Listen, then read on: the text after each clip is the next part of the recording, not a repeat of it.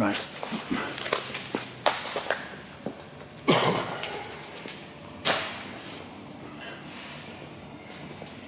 If I hadn't been so messed about yesterday, I'd have been better sorted than this, you know. Yeah, well, it's all right. We've got it there. Yeah. Right, folks. Fran Rainford and John Bridge. We're going to do part one of some interviews for Franny. And part one's just going to go through his life, his trials and tribulations, his ups and downs.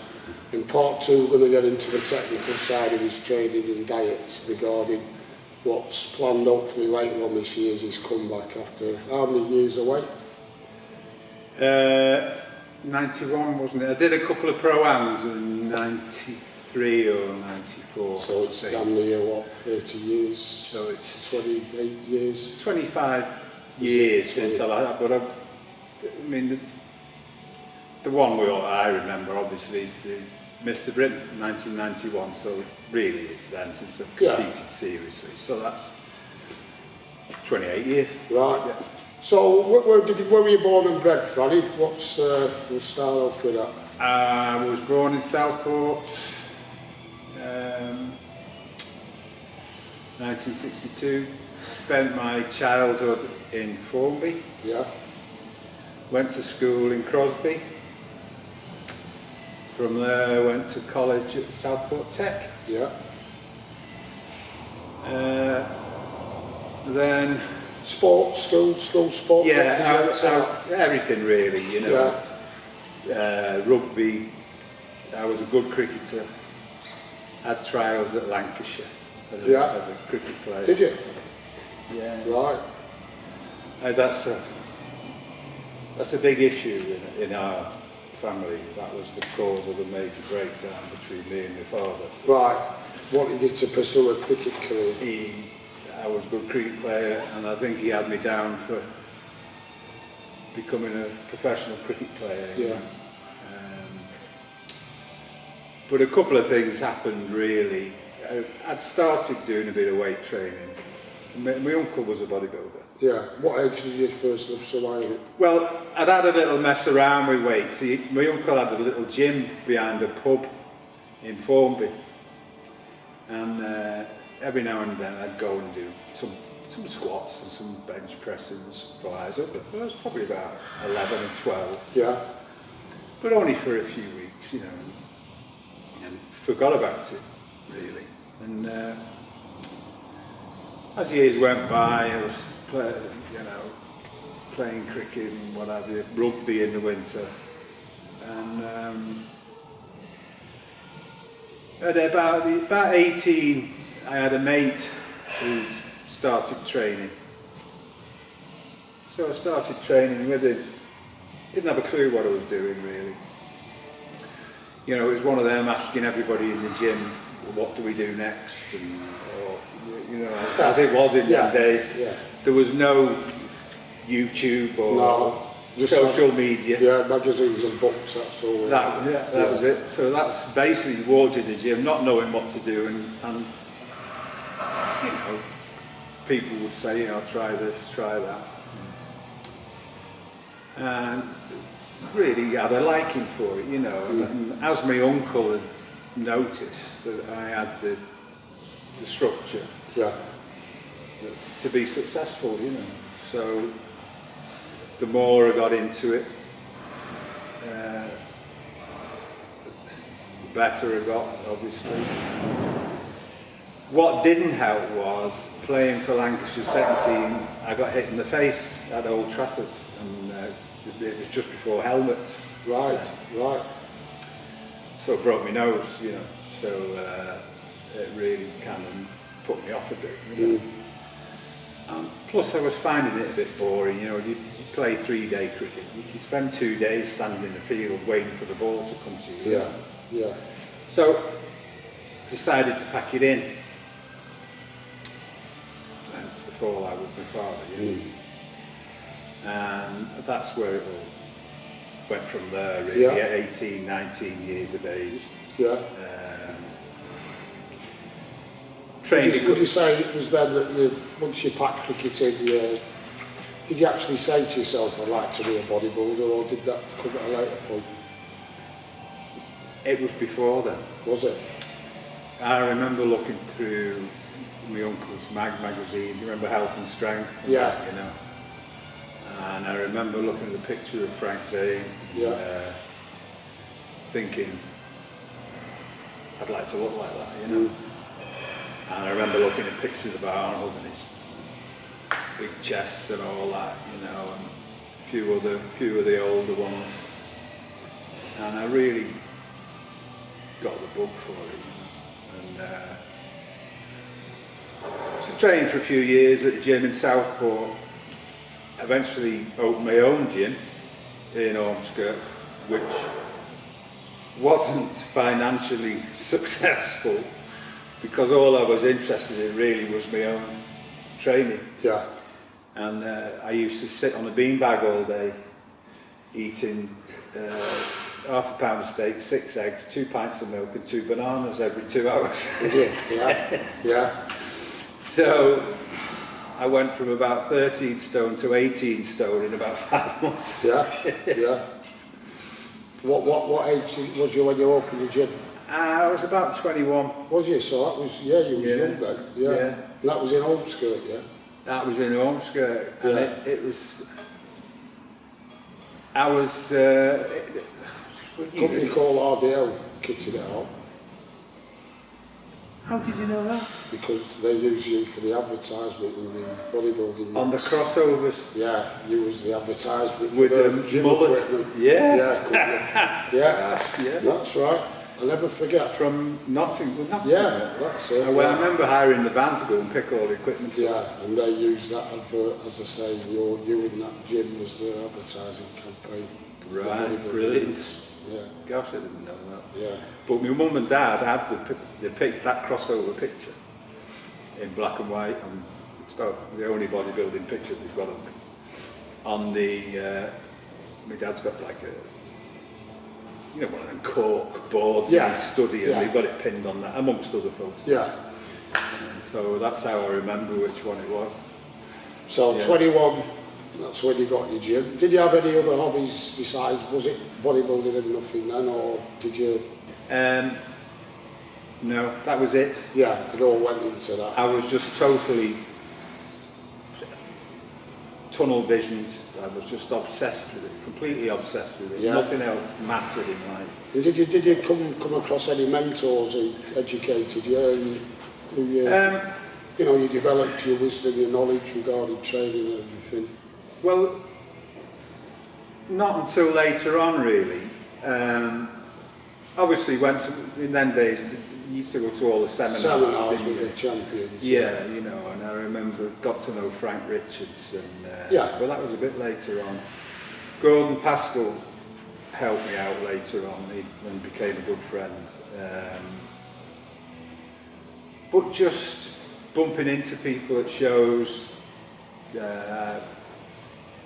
I've been to Walter's gym a few times. All the old, all the names that you can think all of. them Northwest legends. Just picking the brains when I got a chance, And well, basically, I kind of followed what Schwarzenegger did, and I remember why I bulked up so much was because in his book, when he was in the army, he said the quality of food was poor. Yeah.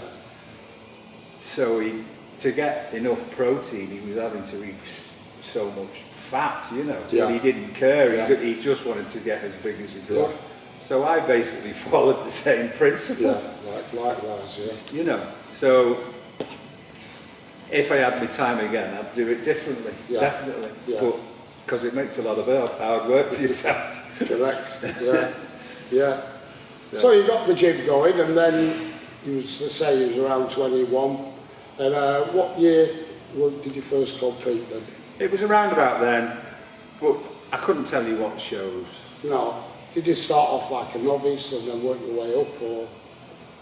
I think I secretly did a junior show and lied about my age the first show I did, if I'm honest. I was only about 6 months too old. Yeah. It was the first show I'd ever done, and I wasn't going to win it. And like Mike Sullivan and his dad, Tony Sullivan, used to run a Southport show did that, all those kind of things. Yeah.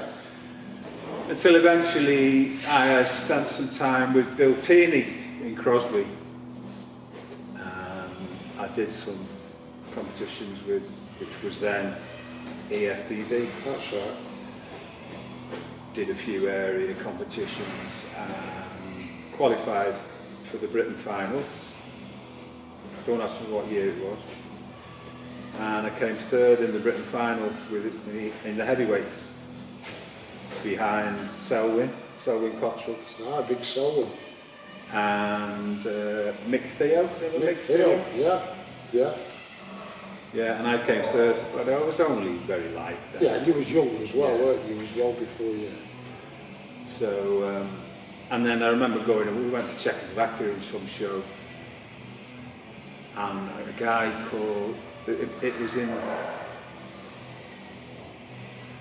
weight classes, but I think I wasn't in this, for some reason I wasn't in the heaviest class, or it might have been height classes, but I ended up in the easiest class, and I wasn't really in particularly good shape. Yeah. And I won my class. It was a nothing show, but it was in Czechoslovakia. Yeah. You know. But do you remember a fella called Pavel Jablonicki? Yeah, I do. The big triceps. That's he it. ended up a pro. That's him. Yeah. That's right. He won the show. Yeah. And Selwyn came second. Yeah, that's right. To him. So. But then I had a bit of a break, I think, and decided to come across to NABA. I felt NABA was more of a northwest Yeah, big strong base. you know. Yeah. And I was starting to get to know people.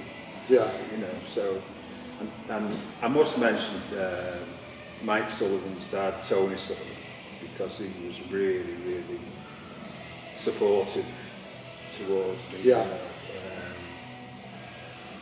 When I qualified for the first year, the 1990 Mr. Britain, I qualified out of area because I wasn't well enough to compete in the Northwest. Yeah. And you're supposed to qualify in your own area, aren't you? That's right. But because I wasn't well, they gave me An exception, yeah. allowance to go. There was a comp down south, Portsmouth or Plymouth, one of them. And they didn't place me, but they just looked at me and said, right, yeah, you're fine, you're good enough, you're qualified for the Britain, you see. But I only had 6 weeks to get in shape, and I went to Gordon for advice and give me the diet and the training and stuff, and tried his best. But really, it was a tall ask to get in decent shape in 6 weeks. Yeah, definitely. But I won the class, and if I'm honest, I shouldn't have won the class. I won the class on having less weak points than the bloke that came second. Yeah, so we had condition that you had more balance. From there, it qualified me for the Europe, which was in Austria 2 weeks later, and I starved myself for 2 weeks.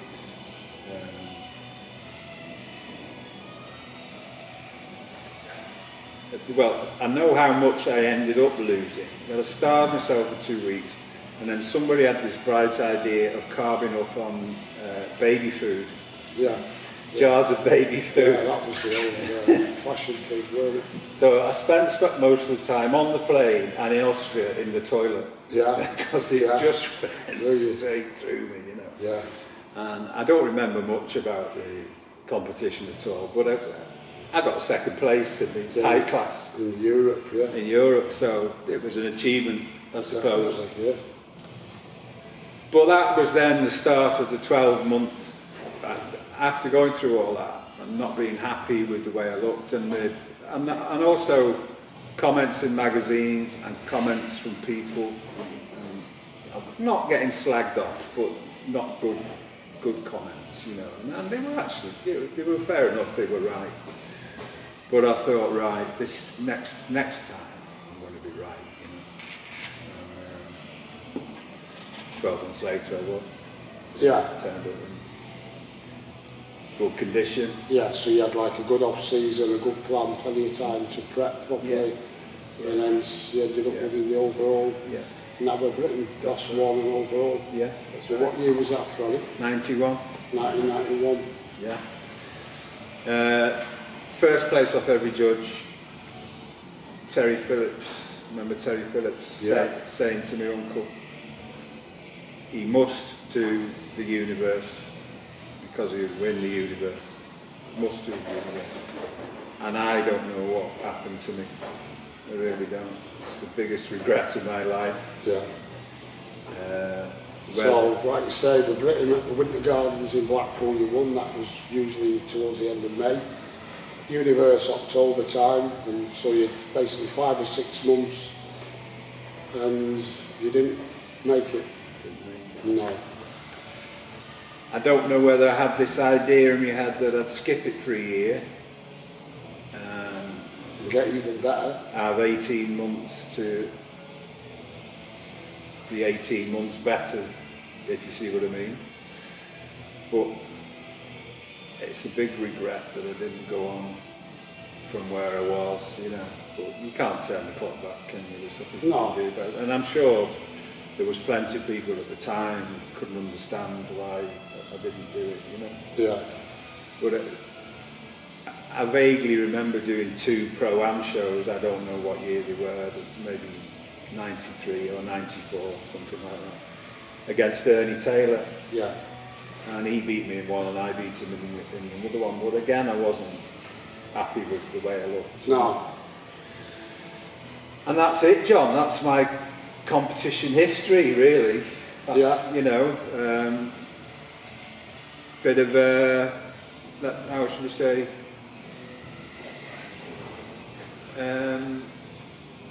I've not lived up to my You've not potential. fulfilled it. I'll just check this this clock. 3 minutes left on there. Is it? Yeah. Do you want to stop it and start it again? Yeah. The red one on the top.